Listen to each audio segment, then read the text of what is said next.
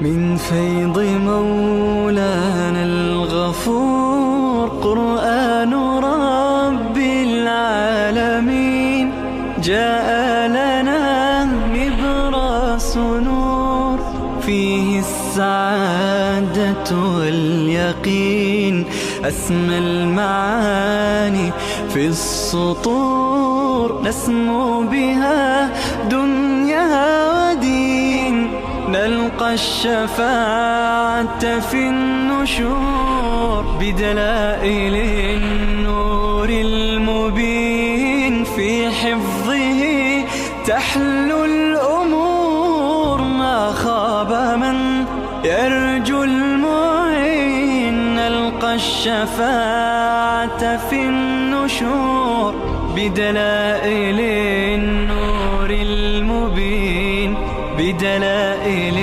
النور المبين.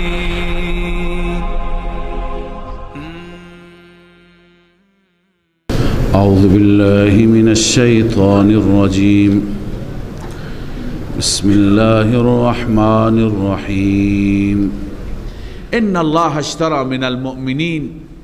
از اینجا بشارت است برای مؤمنان، بشارت برای اونهایی که مال و جان را در راه الله تقدیم می کنند. گرچه درباره شأن نزول این آیات نوشتند زمانی که انصار مدینه با رسول الله صلی الله علیه وسلم بیعت کردند، بیعت العقبه، دومین بیعت بود، 12 نفر بودند. رسول اکرم صلی الله علیه و سلم به اونها گفت که اونها گفتن یا رسول الله ما چیکار بکنیم؟ آن حضرت دستور داد که اونها باید با مالشان و جانشان از پیغمبر خدا حمایت کنند. اونها گفتن ما آماده ایم، ما هر نوع حمایتی که بتوانیم از شما دریغ میکنیم. اما آخر یکی پرسید به ما چه میرسد؟ الله تعالی این آیه را نازل فرمود. الله می فرماید ان الله اشترى من المؤمنین. بدون شک الله اشترا می فرماید، خریداری می فرماید از مؤمنان. چی را می خرد؟ انفسهم و اموالهم بان لهم الجنه. جانشان را و مالشان را. دو تا مبیع هست، مبیع اول جان، مبیع دوم مال. یک نکته خدمت شما عرض کنم که وقتی که بحث قربانی مالی آمده آیات قرآن را نگاه کنید، در همین سوره توبه چند جا آمده، در بعضی جا مال مقدم است، در بعضی جا جان مقدم است، چون اینها برابرند. بسیاری موارد هست که نیاز به تقدیم جان هست، از خود گذشتگی هست. در بسیاری جا هست که نیروهای انسانی زیاده، نیاز به مال است، اونجا مال تأثیرش از جان بیشتره. بس اموالهم و انفسهم، انفسهم و اموالهم هر دو صورت آمده در قرآن. اینجا جان را مقدم کرده، در جاهای دیگر مال را مقدم کرده. مال و جان در راه الله. لذا قیمت ما به تعبیر یکی از علما اینجا مشخص شده. خیلی ها از ما هستیم که خودمون را می فروشیم، به اندک می فروشیم، به حکومت ها می فروشیم، به سازمان ها می فروشیم، به ارگان ها می فروشیم.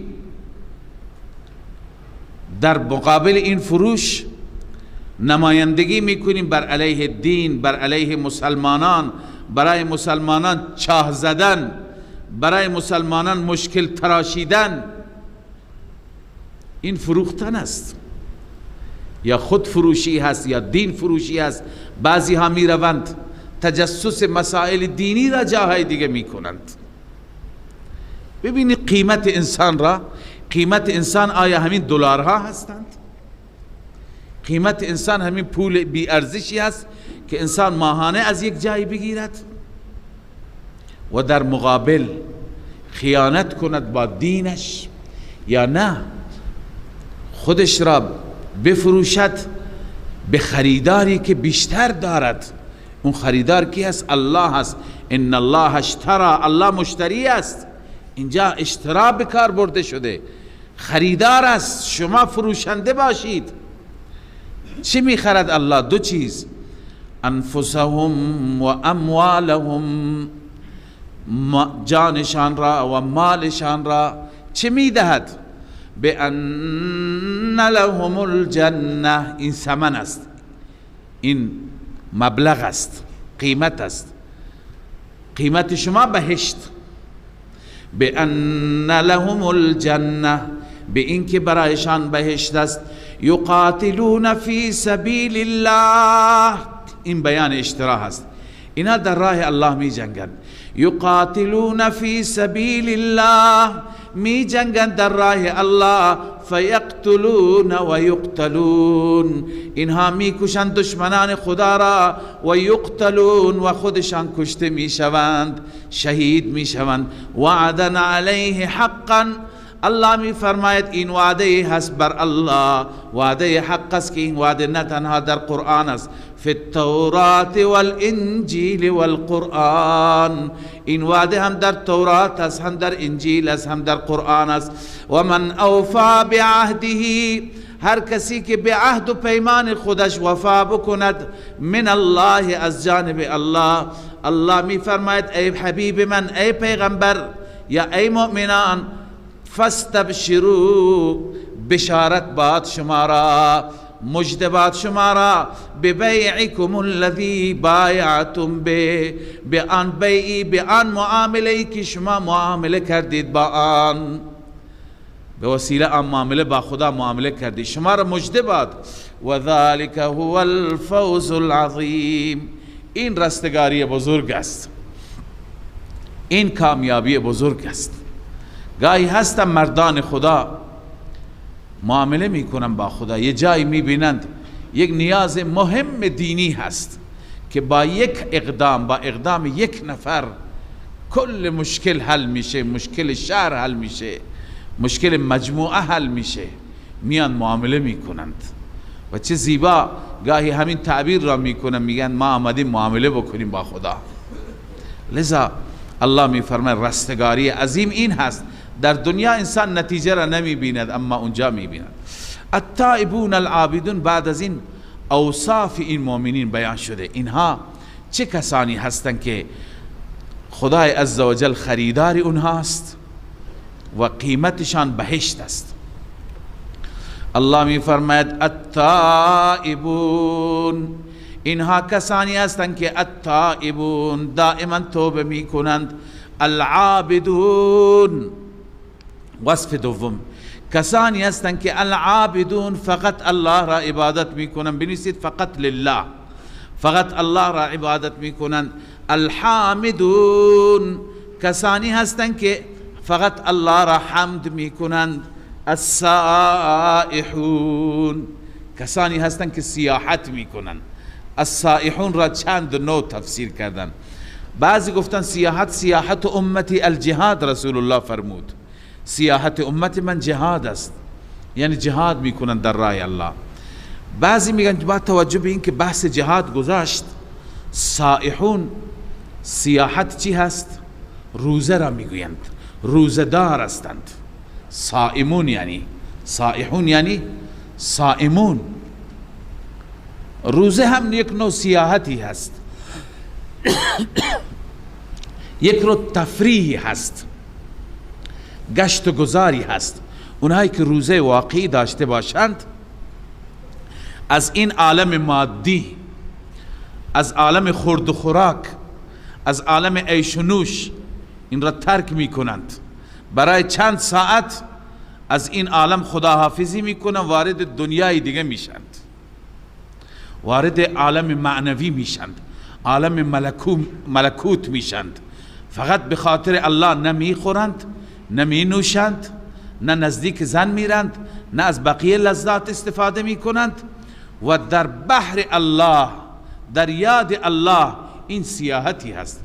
البته این در حق کسانی که از صبح تا اذان ظهر بخوابند صدق نمی کند. صدق می کند برای کسانی که روزه دارند، به قدر نیاز می خوابند، اما روزه دارند تلاوت می کنند، روزه دارند ذکر می کنند، روزه دارند نماز می خوانند، روزه دارند، تمام اعمال را انفاق می کنند، امر به معروف می کنند، بقیه کارهای بر و نیکی را انجام میدن. این دیگه چیکار کرده؟ از عالم مادی خارج شده و دارد در عالم ملکوت سیر می کند و پر می زند. لذا از این جهت گفتن روزه هم چی هست؟ سیاحتی هست، اما نه سیاحت مادی بلکه سیاحت معنوی. والله اعلم. الراکعون رکوع کنندگان هستند، الساجدون سجده کنندگان هستند. وصف ششم. هفتم الامرون بالمعروف، آمرون هستند به معروف، مردم را به کارهای نیکی امر می کنند. والناهون عن المنکر. وصف هشتم والناهون عن المنکر، نهی کنندگان هستند از منکر. والحافظون لحدود الله. وصف نهم که در واقع جامع همه هست، آنهایی که حدود الهی را محافظت می کنند، یعنی از دستورات خدا، از احکامات خدا را به جا می آورند. کسانی که دارای این اوصافند. و بشر المؤمنین، ای پیامبر من مژده بده مؤمنان را. مژده به چی؟ بان لهم الجنه. این مؤمنان را مژده بده که بهشت مال اونها است، بهشت در انتظار اونها هست. ما کان للنبی والذین آمنوا ان یستغفروا للمشرکین، اما اگر در حالت شرک رفتند، در حالت نفاق و کفر رفتند، شما برایشان نمیتونید استغفار بکنید. رسول خدا صلی الله علیه و سلم دلش میخواست برای ابو طالب استغفار بکند، بعضی میگند اینجا منع شده. لذا هر کسی که برای یکی از نزدیکان خودش که اون نزدیک در حالت کفر و شرک مرده باشد اجازه استغفار ندارد. الله می فرماید ما کان للنبی والذین آمنوا، برای نبی، برای پیامبر خدا سزاوار نیست و همچنین برای مؤمنان، برای بقیه عموم مؤمنان مناسب نیست ان یستغفروا للمشرکین، اینکه برای مشرکان مغفرت بطلبند، ولو کانوا اولی قربا، گرچه اون مشرک از صاحبان قرابت باشد، از خویشاوندان نزدیک باشد. من بعد ما تبین لهم انهم اصحاب الجحیم، بعد از اینکه روشن شد برای اونها که اونها اهل جهنمند، یعنی در حالت کفر و شرک مردند، روشن شد دیگه برای اونها مغفرت نخواند. خب اینجا سوالی هست، سوال را الله جواب میده. سوال اینه که ابراهیم علیه السلام مگه برای پدرش استغفار نخواست؟ گفت که بار اله مرا ببخش و پدر من را، رب اغفر لی ولی ابی، مرا و پدرم را ببخش. الله عزوجل می فرماید استغفار ابتدایی ابراهیم به خاطر وعده‌ای بود که با پدرش داشت.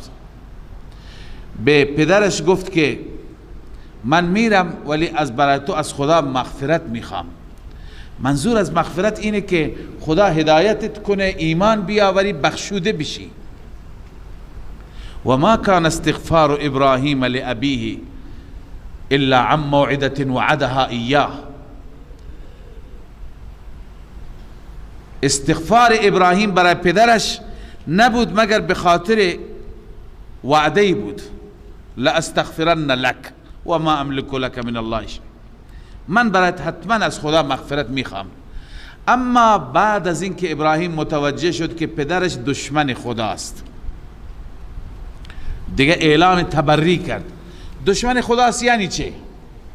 بعضی گفتن منظور اینه که بر دشمنی خودش، اصلش هم همینه، از قبل ابراهیم میدانست که بت پرسته، نه اینکه تازه متوجه شد، نه، وقتی که متوجه شد که دشمنی را ادامه داد، مستمر بر عداوت است و توبه نکرد و با کفر از این دنیا رفت، با همون بت پرستی، عقیده بت پرستی از دنیا رفت.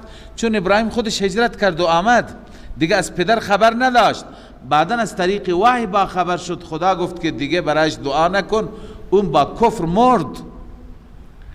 بعد از اون تبرأ منه اعلام براءت کرد. تفسیر صحیح اینه.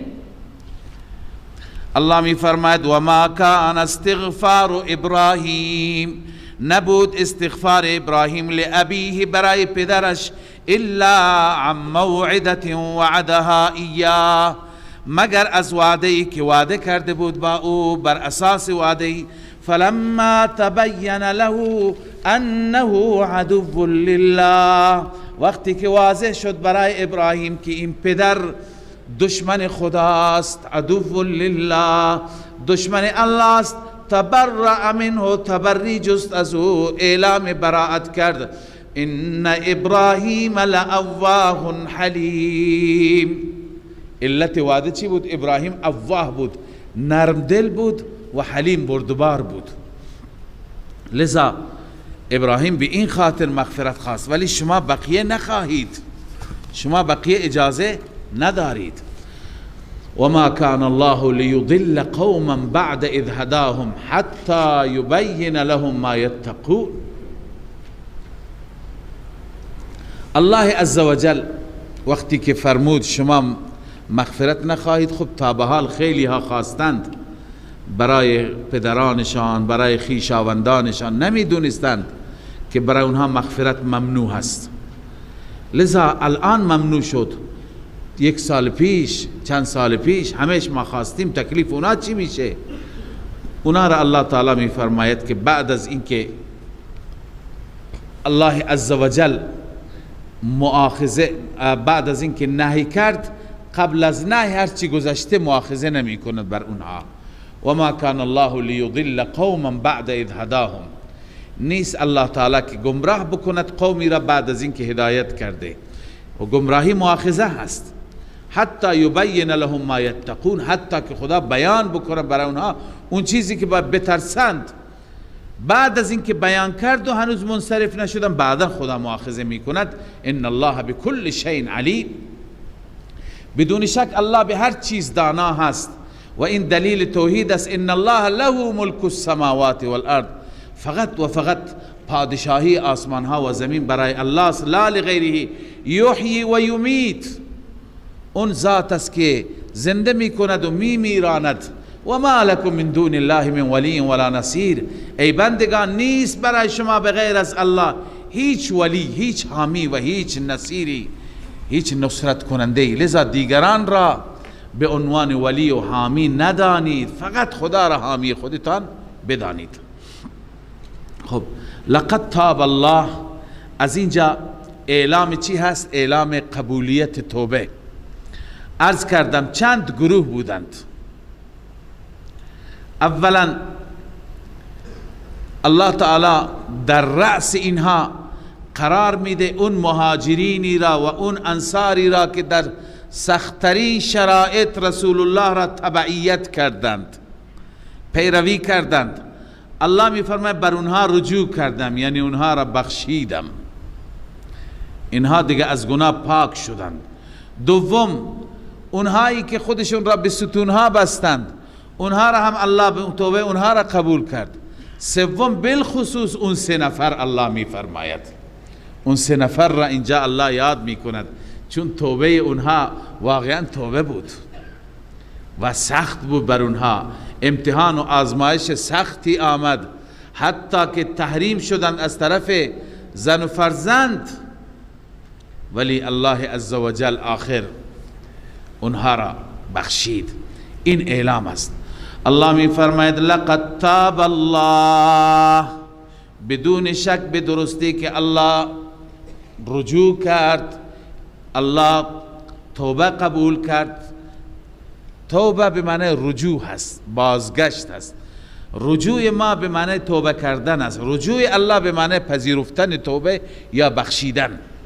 لقد تاب الله، الله رجوع کرد علی النبی، بر نبی خداش، والمهاجرین، و همچنین بر مهاجرین، والانصار، و انصار، الذین اتبعوه، آن مهاجرین و آن انصاری هایی که اتبعوه پیروی کردن رسول الله را، فی ساعت العسرة، در ساعت سخت، در اون لحظه تنگ و در ساعت سخت، من بعد ما کاد یزیغ قلوب فریق منهم، بعد از این که نزدیک بود یزیغ قلوب، کج بشه دل یک گروهی از آنها، یعنی اینقدر سخت بود گروهی از مسلمانان نزدیک بود تخلف کنن نروند.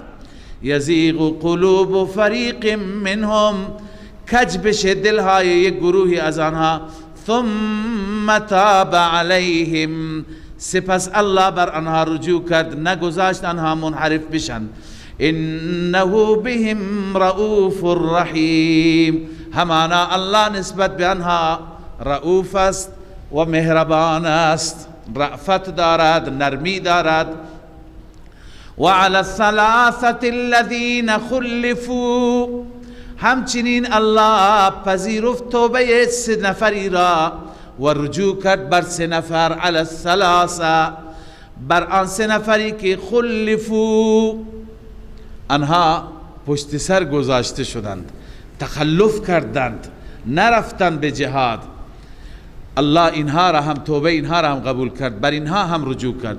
حتی اذا ضاقت علیهم الارض بما رحبت، الله می فرماید حتی که وقتی که تنگ شد بر آنها زمین، بما رحبت، با وجود فراخیش، با وجود وسعتش، و ضاقت علیهم انفسهم، دل خود آنها هم تنگ شد، دلشون گرفت. وقتی انسان پریشان باشه چقدر دلش میگیره. الله می فرماید و ضاقت علیهم انفسهم، دلشان بر آنها تنگ شد به خاطر اینکه رب از اونها ناراضی است، به خاطر اینکه رسول الله از اونها دلخوره. و ظنوا ان لا ملجأ من الله الا الیه، الله می فرماید آنان یقین کردند که هیچ پناهگاهی نیست من الله، یعنی از خشم الله، الا الیه، مگر به سوی خود الله. لذا اونها به این یقین رسیدن. یقین همه ما باید این باشد، هر وقت مشکلی پیش میاد، حتی چوب و کتک خدا اگر باشد، باز هم به سوی خدا برگردیم، چون لا ملجأ من الله الا الیه. رسول الله صلی الله علیه وسلم این ورد را همیشه میخواند، اللهم لا ملجأ ولا منجأ منك الا الیک. بار الها هیچ پناهگاهی نیست، هیچ جای مخفی نیست که اونجا بریم، منک یعنی از عذاب تو، الا الیک مگر به سوی خود تو. لذا مؤمن باید پناهگاهش الله باشد، همواره به خود خدا رجوع کند. اینها هم یقین کردن. پادشاه غسان دعوتشون کرد، از جاهای دیگه اگر پیغام آمد اینها هیچ جا را جواب ندادن، میدونستن که تنها پناهگاه خود الله هست. و ظنوا ان لا ملجأ من الله الا الیه، پناهگاه دیگری از خشم الله نیست مگر به سوی خود الله. ثم تاب علیهم لیتوبوا، این توجه خاص الله را میرساند.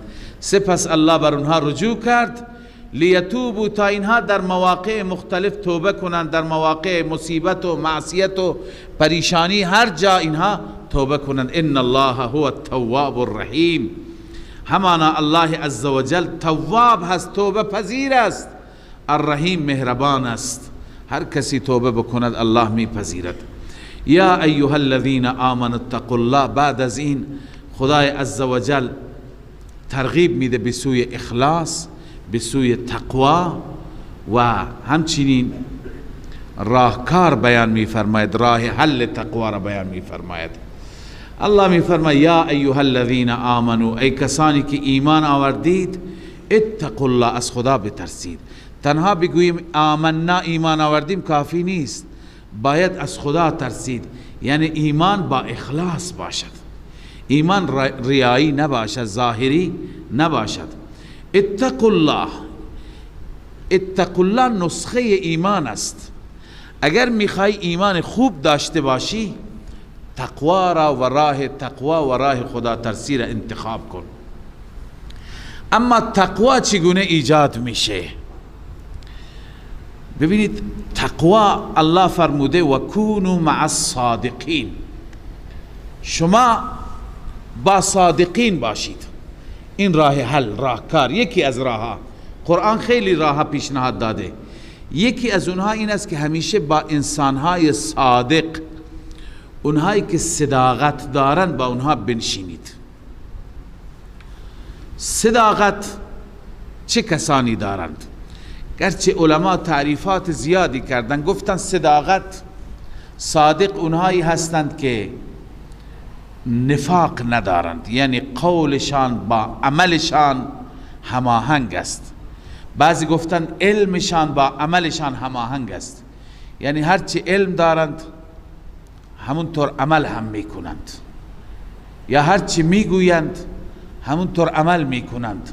صداقت همینه، راستی همینه. کسانی که واقعا مراحل تقوا را پشت سر گذراندند. اما در قرآن مجید ما یک آیه را خواندیم، دو بار هم خواندیم، درباره اوصاف رسول الله صلی الله علیه وسلم و اصحاب رسول الله بود که انما المؤمنون الذين آمنوا بالله ورسوله وجاهدوا باموالهم وانفسهم في سبيل الله اولئك هم الصادقون. انما المؤمنون الذين آمنوا بالله ورسوله ثم لم يرتابوا. مؤمنان کسانی هستند که ایمان به خدا و رسول دارند، شک ندارند، یعنی منافق نیستند. منافقین شک دارند. ثم لم يرتابوا وجاهدوا باموالهم وانفسهم، با مال و جانشان در راه خدا جهاد میکنند. اولئک هم الصادقون. صادقون اینها هستند. اولین مصداقش اصحاب رسول الله صلی الله علیه وسلم هستند، کسانی که صداقت را عملا نشان دادند، که مال، جان، همه چیز را تقدیم کردند. لذا خدا اونها را گفته صادقون. ما اگر میخوایم تقوا داشته باشیم، خب معیت اونها که برای ما ممکن نیست. اونها رفتن به ملاقات الله، بر منش اونها، بر روش اونها، بر اسلوب زندگی اونها باشیم. یا کسانی که امروز اون اوصاف را دارند. این نکته را میخواستم عرض کنم که اولین مصداق صادقین اصحاب و یاران رسول الله هستند.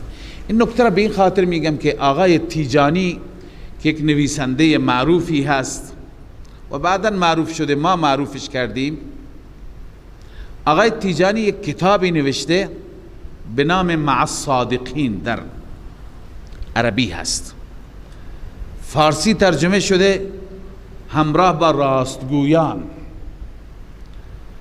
و در این کتابش به زعم خودش و طبق ادعای خودش اول از اهل سنت بوده، بعدم برگشته. با اونش کار نداریم، هر چی بوده او بداند و خدایش. اما همش بر علیه اصحاب رسول الله صحبت میکند تو کتابش و مذمت و رد صحابه میکند. از یک طرف مع الصادقین، از یک طرف ضد صادقین. این با هم جور در نمیاد، این تطابق ندارد، همخوانی ندارد. الله عزوجل به اصحاب رسول الله میگه صادقین. اون کسی که میخواد با صادقین همراه باشد باید بر مسلک اونها باشد، بر روش اونها باشد، بر طریق اونها باشد. لذا وکونوا مع الصادقین معنیش اینه. نکته دیگر اصلاحی خدمت شما عرض کنم که امروز ما هم نیاز داریم برای اصلاح خودمون، برای تقوای خودمون با انسانهای صالح و صادق هم نشینی داشته باشیم. میدانید که کمال همنشین در من اثر کرد. هر همنشینی داشته باشه انسان اثر می کند. بعضی افراد از ما هستیم که همنشین های خوبی نداریم، حتی رفت و آمد خانوادگی با افرادی داریم که در اون افراد دین نیست، تقوا به چشم نمی خورد. صداقت نیست، منکرات هست، معاصی هست، رقابت در مادیات هست، تجملات هست. اینها برای ما، برای تربیت فرزندان ما، برای تقوای ما، برای اولاد ما مفید نخواهد بود. و چه بسا بعضی ارتباطات هستند که اثراتشون را مثل سم بر زندگی انسان و بر اولاد انسان میگذارد. یکی دیگر از صورتها و ارتباطات هست که انسان با انسانهای صالح، انسانهای با تقوا، با خدا، با اونها رفت و آمد داشته باشد. اونهایی که وقتی که در مجلسشان بشینی خدا بیادت بیاد، اونهایی که از خدا میگویند و ما را از الله عزوجل میترسونند. لذا با اینها همراه شدن و با اینها در کنار اینها شدن، اینها اثرات خوبی برای انسان، برای تقوا، برای خدا ترسی انسان خواهد داشت. عرض کنم خدمت شما که پس ما در ارتباطات خودمون و تعلقات خودمون و روابط خودمون باید تجدید نظر بکنیم، با چه کسانی رفت و آمد داشته باشیم. اینجا الله عزوجل علنا میگه که اگر میخواهید تقوا داشته باشید، در زندگیتون خدا ترسی بیاد، لذا الگوهایی را انتخاب بکنید که اون الگوها برای شما در زندگی تأثیر گذار باشند. لذا وکونوا مع الصادقین، با صادقان باشید. اونایی که صادقند بنویسید قولا و نیتا و عملا، هم قولشان، هم نیتشان، هم عملشان، که متاسفانه این نوع افراد بسیار اندک هستند. خدا صادقین را در میان ما بیشتر بگرداند.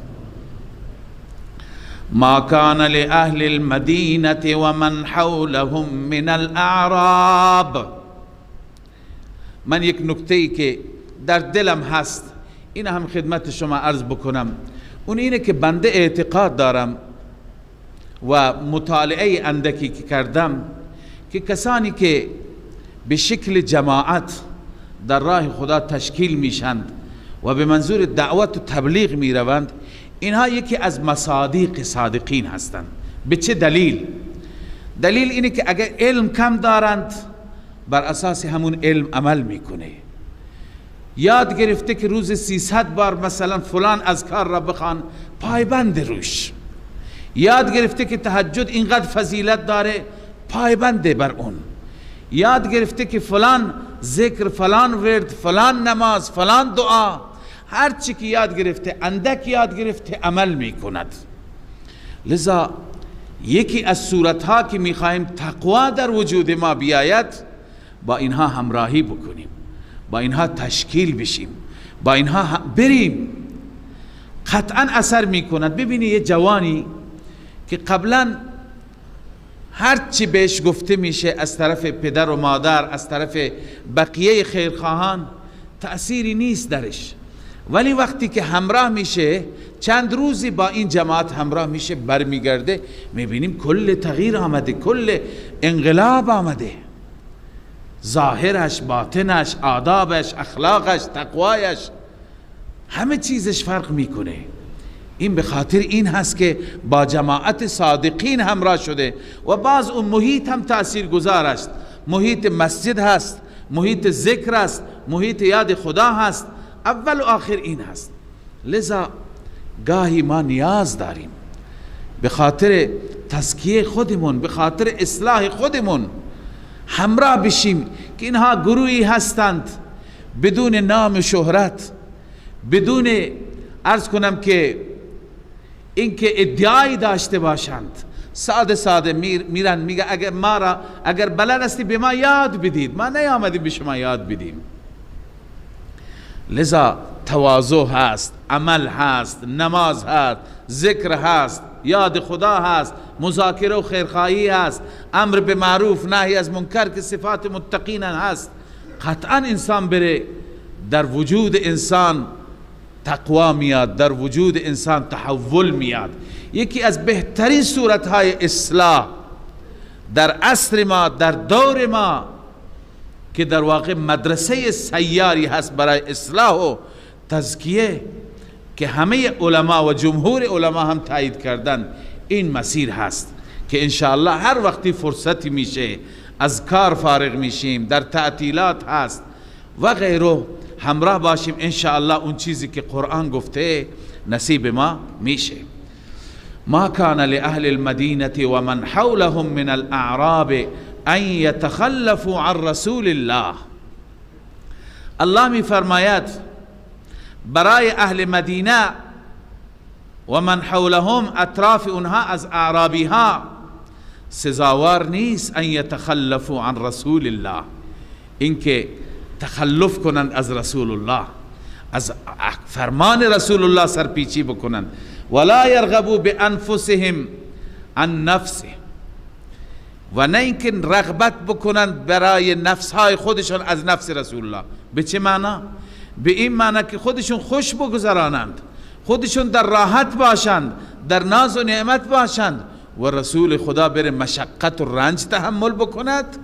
نه، باید همراهی بکنند.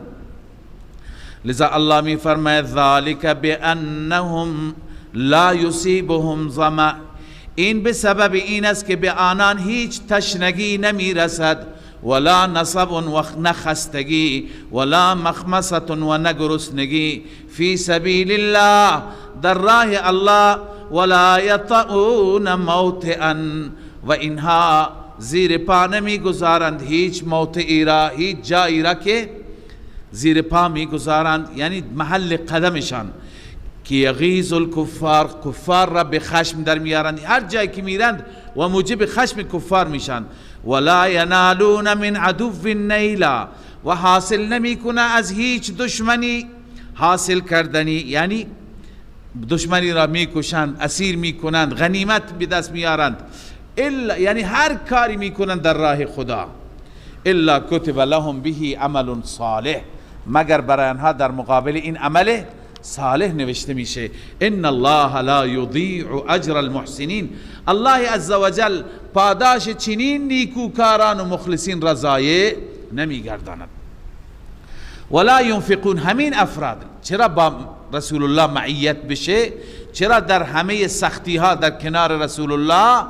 چونکه ولا ينفقون نفقة صغیرة ولا کبیرة، خرج نمی کنند خرج اندکی یا خرج بزرگی، ولا یقطعون وادیا، و هیچ وادی را نمی پیمایند، الا کتب لهم، مگر برایشون نوشته میشه.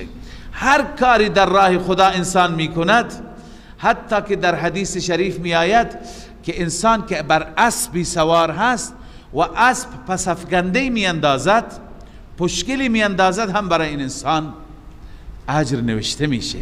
اسب علفی میخورد، به همون اندازه برای این انسان نوشته میشه. آبی میخورد، برای انسان همون اندازه نیکی نوشته میشه.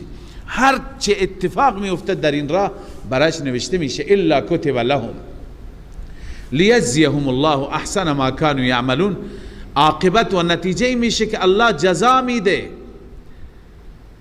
احسن ما كانوا یعملون، بهترین آنچه که عمل کردن، بهترین جزا را بهشون الله میده. و ما کان المؤمنون لینفروا کافه، الله عزوجل در بحث جهاد میفرماید که همه نروند، یک بخشی بشیند و علم دین حاصل کند، تفقه فی الدین حاصل کنند. اینها در محضر رسول الله صلی الله علیه وسلم، چون جهاد هم با علم هست حاصل میشه، با علم جهاد میشه، لذا اول باید علم باشد. بنابراین میفرماید و ما کان المؤمنون لینفروا کافه، نیستن مؤمنان تا که کامل بروند، نه. فلولا نفر من کل فرقه منهم طائفه، چرا نمی رود گروهی از اینها، از هر گروهی، از هر فرقه یک گروهی، یک دسته، لیتفقهوا فی الدین، تا که در دین علم حاصل کند، فهم حاصل کند. فقه یعنی فهم دین. و اینها ولینذروا قومهم، قوم خودشان را بترسانند وقتی که رفتن به سوی آنها، لعلهم یحذرون، شاید اونها بترسند. این فضیلت اهل علم و طالب علم هست که حتی در زمان جهاد اینها بشینند علم دین و علم جهاد بیاموزند. معنیش این نیست که اگر جهاد فرض بود اینها از جهاد معافند. اصحاب صفه در محضر رسول الله صلی الله علیه وسلم نشسته بودند، علم می آموختند، اما وقتا فوقتا بعضی از اونها هم تشکیل می شدند به جهاد می رفتند. پس اینها همش در جبهه ها نباشند، اینجا پشت جبهه باشند، در سنگر باشند و علم بیاموزند، بر اساس نیاز و ضرورت هم بروند. و در پایان سوره الله عزوجل بازم اعلام قتال و اعلام جنگ می فرماید با کفار و در آخر صفات منافقین را که فقط به ترجمه اکتفا می کنیم. الله می فرماید یا ایها الذین آمنوا قاتلوا الذین یلونکم من الکفار، ای مؤمنان، ای کسانی که ایمان آوردید بجنگید با کسانی که یلونکم من الکفار، کفاری که نزدیک شما هستند، متصل با شما هستند، ولیجدوا فیکم غلظه، باید در شما درشتی ببینند، سختی ببینند. واعلموا ان الله مع المتقین، بدانید که همانا الله با متقیان هست، متقین عن الشرک. خب کفار، یکی از مصادیق کفار منافقین هستند که همواره مسخره می کنند. من عرض کردم بعضی از منافقین که خارج مدینه بودند با اونها هم اعلام جهاد بود. و اذا ما انزل سوره، هرگاه نازل میشه سوره، فمنهم من یقول، بعضی از هم منافقین هستند که میگویند، استهزاء میگویند، مسخره میکنند، میگویند ایکم زادته هذه ایمانا، در کدام یک از شما این سوره ایمانش را افزود؟ چه کسی ایمانش اضافه شد؟ به مسخره میگفتند. فاما الذین آمنوا فزادتهم ایمانا وهم یستبشرون. الله جواب میده، هم جواب خداست به منافقان، هم بشارت برای مؤمنان. الله میفرمه برای شما که ایمانتون اضافه نشده، مخلصین من، بندگان مخلص من ایمانشون اضافه شده. فاما الذین آمنوا، اما کسانی که ایمان آوردند، فزادتهم ایمانا، ایمانشان را می افزاید آیات خدا، قرآن خدا. و هم یستبشرون، آنها خوشحال می شوند، اونها خوشحال می شوند وقتی که آیات الهی را می بینند، دلشون خرسند میشه. و اما الذین فی قلوبهم، اما کسانی مثل شما منافقین که در دلشان مرض باشد، فزادتهم رجسا الی رجسهم، آیه در اونها می افزاید رجسا الی رجسهم، یعنی کفر جدیدی، شرک جدیدی، نجاست جدیدی، الی رجسهم، به اون نجاست و کفر قدیمیشون، یعنی کفرشون اضافه میشه. قبلا مثلا 500 آیه نازل شده بود، کافر به 500 آیه شد بود، الان 100 تا دیگه نازل شد کافر به 600 آیه. پس نجاست و کفرش چی میشه؟ بیشتر میشه. و ماتوا و هم کافرون، اینها میمیرن در حالی که کافر هستند. و نکته دیگه که الله عزوجل ذکر میفرمای، گرچه برای منافقین هست اما تذکری برای همه ما هست. این الله میفرمای اولا یرون انهم یفتنون فی کل عام مرة او مرتين، آیا اینها نمی بینند که در هر سالی به فتنه و به عذاب گرفتار می شوند، یک بار یا دو بار، هر سال یک مصیبتی برایشون هست، در سالی 2 بار هم برایشون مصیبت میاد، 3 بار هم میآید. اینقدر فکر نمی کنه اینا از طرف خداست؟ ثم لا یتوبون ولا هم یذکرون، سپس توبه نمی کنند، پند هم نمی گیرند. ببینید برای ما هم گاهی مشکلات میاد، این آیه به ما میگه که هر مشکلی که آمد باید ما را اصلاح کند، باید برای ما درسی باشد. اگر خدای نکرده یه عزیزی را از دست دادیم، مصیبتی شد، چنان مصیبتی که یک اتفاق بزرگی در زندگی آمد، این در واقع امتحانی بود، باید به خدا رجوع کنیم. اگر مالمان از دست رفت ورشکسته شدیم این مصیبتی هست، باید به خدا رجوع کنیم. اگر باغ ما سوخت یا امسال محصول نداد یا رمه همه مردند، گوسفندان همه مردند، این از طرف خداست. لذا همه اتفاقات را اتفاقات طبیعی ندونید، بدانید که این گوشمالی خداست، این تذکر خداست. لذا الله می فرماید این بندگان نمی بینند که در هر سال یک بار دو بار از طرف خدا مورد امتحان قرار می گیرند؟ این امتحانات و این مشکلات را خدا چرا میاره؟ به خاطر اینکه شما توبه کنید. بعضی وقتها یکی فرزندش نافرمانه، فرزندش او را اذیت میکنه، خب این به خاطر این است که تو توجه بکنی به طرف خدا، بیشتر زاری بکنی، بیشتر گریه کنی، بیشتر رابطه با خدا بگیری. این مشکل فرزند خیرت هست، آخر با همون دعایت خودت هم تزکیه میشه، رابطت با خدا نزدیک میشه، دعایت اجابت میشه، فرزندت هم هدایت میشه.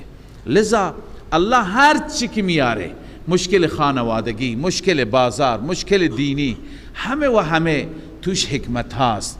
لذا الله می فرماید ثم لا یتوبون، اما سپس آنان توبه نمی کنند، ولا هم یذکرون، پند نمی گیرند.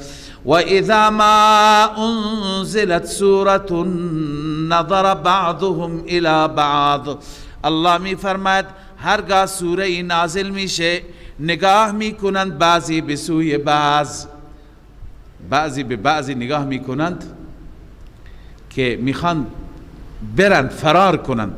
هل یراکم من احد، کسی میبینه شما را؟ اطراف نگاه میکنند کسی متوجه نیست. ثم انصرفوا، میرند از اون سوره، از اون آیه خوششون نمیاد، به مذاقشون نمیخوره، بر علیه اونها است. الله میفرماید صرف الله قلوبهم، الله برگرداند دلشان را عن الایمان، بنویس الله دلشان را از ایمان برگردانده، به انهم قوم لا یفقهون، به سبب اینکه اینا قومی هستن نفهم، نمیفهمند.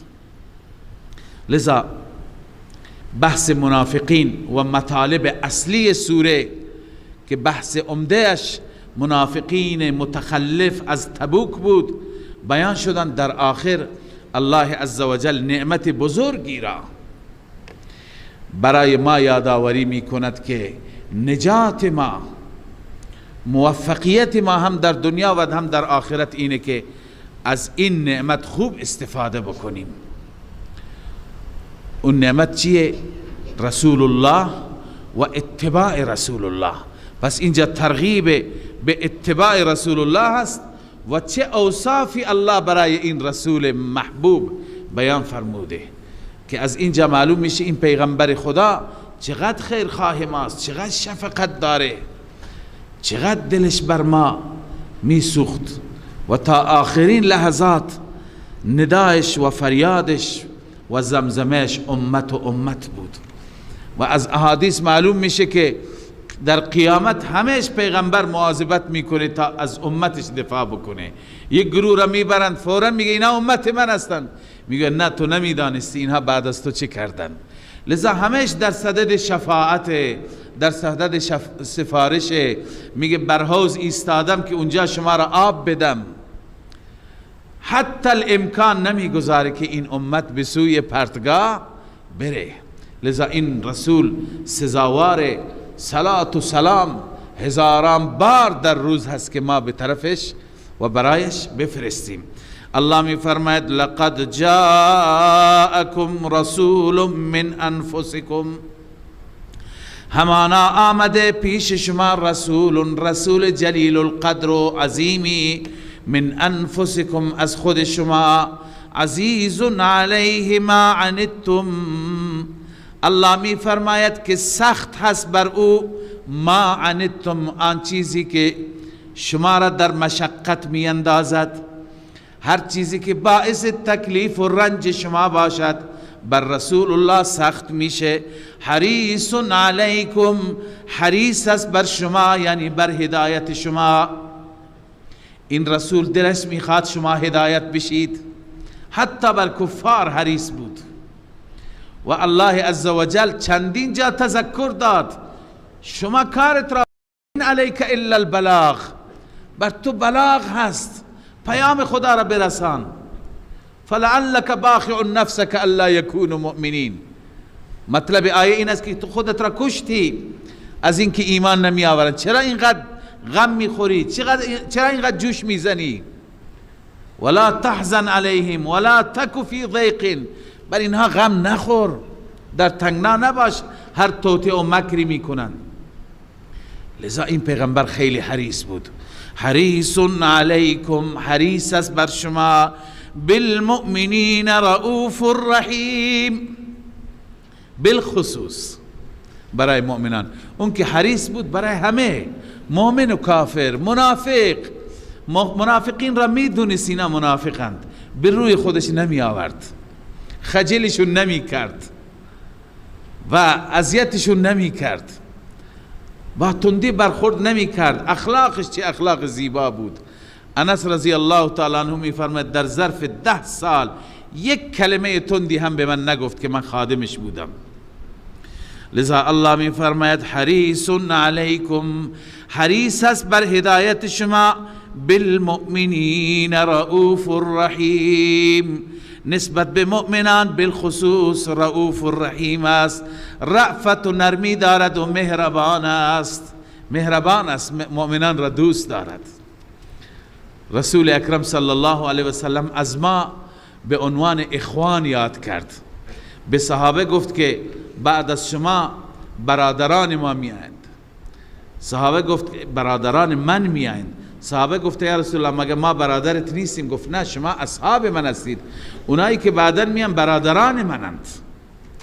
لذا ما را رسول الله برادر خواند، افتخار بزرگی هست. این میرساند مهربانیش را، رأفتش را. لذا الله میفرماید ای انسانیت، نعمت بزرگ اینه، اتباعش کن، پیرویش کن قدم به قدم.